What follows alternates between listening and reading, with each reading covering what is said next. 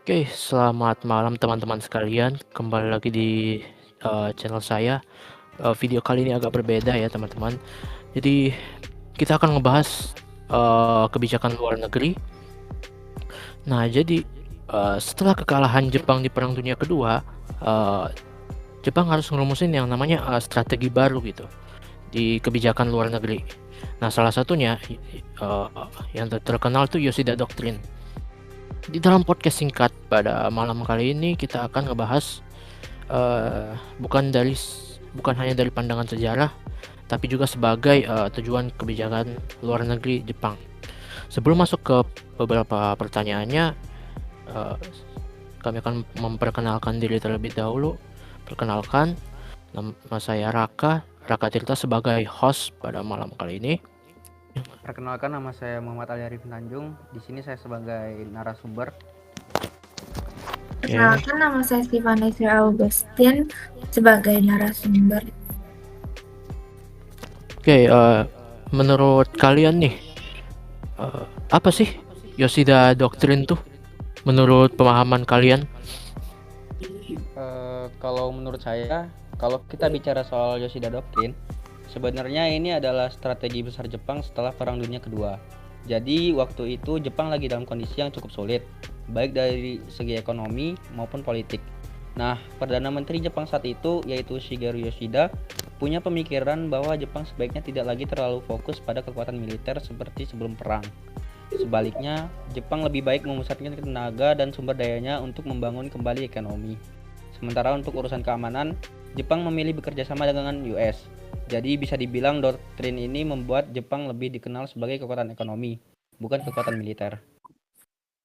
Oke, jadi menurut Arifin itu adalah strategi yang besar gitu ya. Iya. Oke. Kalau menurut Kak Stefani gimana? Kalau menurut saya, jadi gini, Shigeru Yoshida, Perdana Menteri Jepang setelah Perang Dunia II, punya strategi besar buat memulihkan Jepang. Intinya doktrin ini sederhana banget. Jepang fokus ke pembangunan ekonomi, militer dibuat seminimal mungkin, keamanan diserahkan ke Amerika Serikat. Strategi ini juga terkait erat dengan Treaty of San Francisco dan Aliansi Keamanan Jepang-AS. Jadi Yoshida Doctrine bisa dibilang Jepang jangan terlalu sibuk urusan militer dulu, fokus saja jadi kekuatan ekonomi. Itu kalau menurut saya. Oke, jadi Jepang tuh keamanannya bergantung ke USA gitu. Ya. Oke. Oke, kenapa sih Jepang tuh ngerasa perlu buat strategi kayak gini setelah Perang Dunia Kedua itu? Kalau menurut saya sih, kalau kita melihat kondisi Jepang setelah World War II, situasinya memang sangat berat. Banyak kota hancur, industri rusak, dan masyarakat juga mengalami kesulitan ekonomi. Selain itu, Jepang juga berada di bawah pengaruh Amerika Serikat pada masa pendudukan setelah perang. Dalam kondisi seperti itu, pemerintah Jepang menyadari bahwa membangun kembali militer bukanlah soal prioritas pertama. Yang jauh lebih penting adalah memperbaiki ekonomi dan menstabilkan negara. Jadi strategi ini muncul sebagai cara yang dianggap paling realistis untuk membuat Jepang bangkit lagi. Menurut Kak Stefani gimana?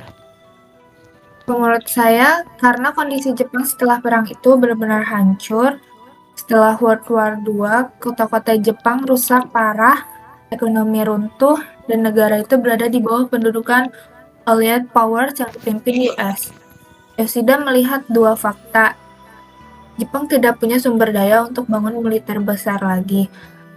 Rakyat Jepang capek perang, jadi dia memilih strategis yang paling realistis.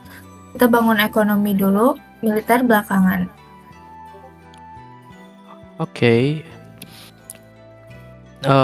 Seberapa berpengaruh sih kekalahan Jepang di Perang Dunia Kedua ini terhadap munculnya doktrin Yoshida ini? Gitu. Gimana? Pengaruhnya sih sebenarnya sangat besar. Kekalahan Jepang di World War II bukan hanya sekadar kalah perang, tapi juga membawa perubahan besar dalam sistem politik dan kebijakan negara. Jepang harus menerima konstitusi baru yang membatasi penggunaan militer. Selain itu, pengalaman perang juga membuat banyak orang di Jepang merasa bahwa negara mereka tidak seharusnya kembali menjadi negara yang terlalu militeristik. Karena itulah muncul pemikiran untuk mengambil jalan yang berbeda, yaitu fokus pada pembangunan ekonomi dan hubungan internasional yang lebih damai. Itu. Oke. Menurut Kak Stefani? Kalau menurut saya pengaruhnya besar banget. Bahkan bisa dibilang ini alasan utamanya. Setelah Jepang kalah, konstitusi baru Jepang dibuat, termasuk artikel 9 of the Japan's Constitution yang melarang Jepang punya militer untuk perang ofensif.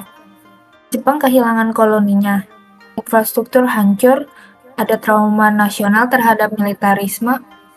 Jadi Yoshida Doctrine sebenarnya adaptasi terhadap realitas baru Jepang yang kalah perang. Oke, ngelihat masa lalu Jepang di sekitar tahun 1945-an, pada saat itu kan kota Hiroshima di bom atom apa nuklir gitu, sehingga membuat Jepang itu hancur kan. Nah, kenapa sih Jepang masih bergantung sama USA untuk soal keamanan gitu? Menurut kalian gimana?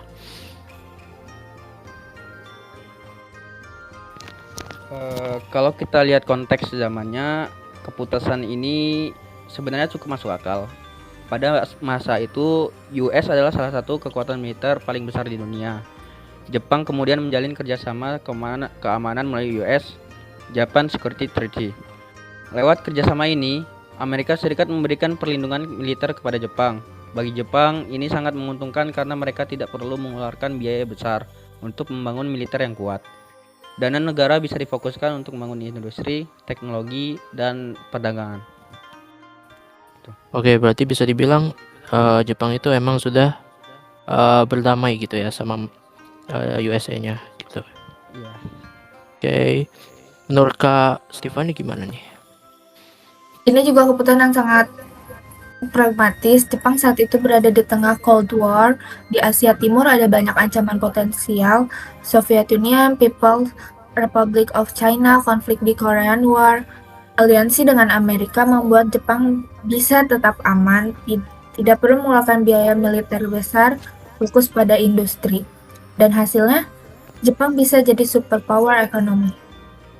Oke, ngelihat keadaan sekarang ini, di zaman sekarang ini, kira-kira Yoshida Doctrine itu masih relevan nggak sih menurut kalian? Kalau kita lihat sampai hari ini, sebenarnya prinsip dasar dari Yoshida Doctrine masih bisa terlihat dalam kebijakan Jepang. Hubungan keamanan Jepang dengan US masih sangat erat sampai sekarang. Namun, situasi dunia juga sudah berubah. Tantangan keamanan di kawasan Asia Timur semakin kompleks. Karena itu, Jepang mulai sedikit demi sedikit memperkuat kemampuan pertahanan sendiri, walaupun tetap menjaga kerjasama strategis dengan Amerika. Oke, menurut Kak Stefani gimana? Kalau menurut saya, secara penuh tidak sepenuhnya, tapi pengaruhnya masih terasa sampai sekarang. Misalnya, Jepang masih punya aliansi keamanan kuat dengan US. Militer Jepang tetap terbatas lewat Japan Self-Defense Force, tapi sejak era Shinzo Abe, Jepang mulai memperkuat militer, memperluas peran keamanan, lebih aktif dalam geopolitik. Jadi bisa dibilang sekarang Jepang sedang sedikit keluar dari bayang-bayang Yoshida Doctrine. Oke, ada nggak sih pihak luar yang nggak setuju sama doktrin ini gitu? Kalau berbicara tentang pihak-pihak yang nggak setuju sama kebijakan luar negeri Yoshida ini, tentu saja ada. Dalam politik Jepang sendiri, sebenarnya ada berbagai pandangan yang berbeda. Beberapa politisi dan kelompok masyarakat merasa bahwa kebijakan ini membuat Jepang terlalu bergantung pada Amerika Serikat. Mereka berpendapat bahwa Jepang seharusnya memiliki kebijakan luar negeri yang lebih mandiri dan memiliki kemampuan militer yang lebih kuat. Jadi, sampai sekarang pun, isu ini masih sering menjadi bahan diskusi dalam politik Jepang. Begitu. Oke, menurut Kak Stefani? Banyak pihak-pihak yang nggak setuju dengan kebijakan luar negeri Yoshida ini. Beberapa kelompok nasionalis di Jepang merasa Jepang jadi terlalu bergantung pada Amerika.